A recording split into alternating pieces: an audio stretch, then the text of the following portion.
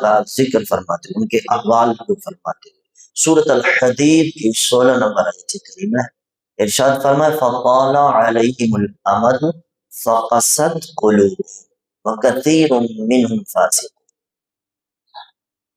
مطلب مفہوم یہ ہے کہ ان پر طویل مدت گزری تو ان کے دل سخت ہو گئے۔ یہ یہود و نصارہ کی اللہ تعالیٰ جل مجدہ نے کیفیت بیان فرمائی، جب طویل مدت گزری فطال علیہم الامد فقست قلوبهم تو ان کے دل سخت ہو گئے، ان میں سے بہت سارے فاسق ہوئے۔ جب ان پر اللہ تعالیٰ کی عنایات ہوئی، رحمتیں ہوئی، پھر انہوں نے بلا اور اپنی کیفیت میں آ گئے۔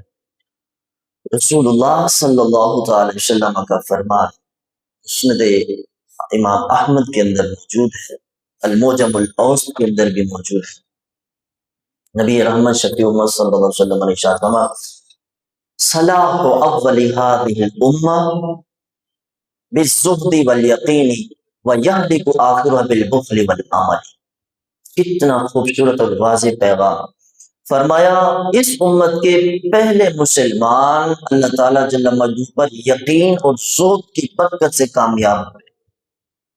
صلاح الاولی امت، اس امت کے پہلے جو مسلمان تھے بالزہد والیقین، زہد اور یقین، تقوی، عبادت، ریاست۔